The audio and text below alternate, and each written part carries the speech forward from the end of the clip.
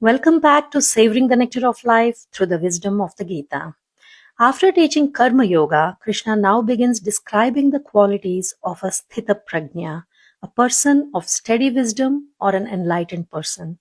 This verse is the very first characteristic. Krishna says that when a person completely gives up the desires arising in the mind, O Arjuna, and finds contentment in the self alone, that person is called one of steady wisdom. At first glance, giving up all desires may sound like suppressing ambition or withdrawing from life, but that is not Krishna's message.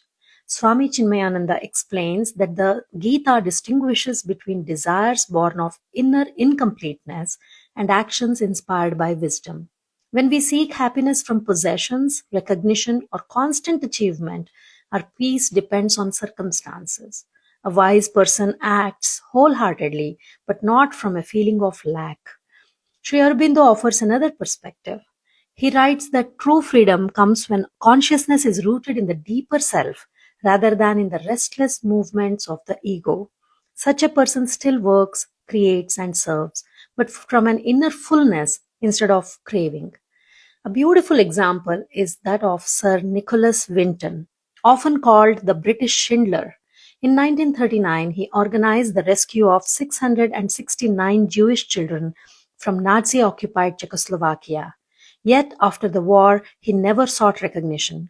He quietly returned to ordinary life and told almost no one about what he had done.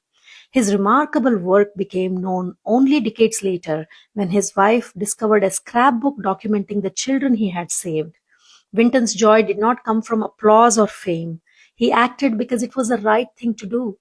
Recognition arrived much later, but it had never been his motivation. His life reminds us that fulfillment can arise from living in alignment with our deepest values rather than feeding the ego's need for validation. This verse invites us to ask a profound question. What truly satisfies me?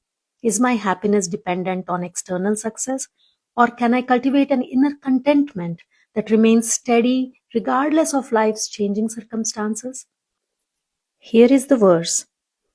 Prajahati yada kaman sarvan parthamanogatan आत्मन्येवात्मना तुष्टः sthita-prajñastadochyate.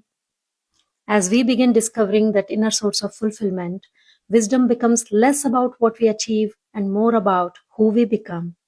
Thank you for listening. Namaste.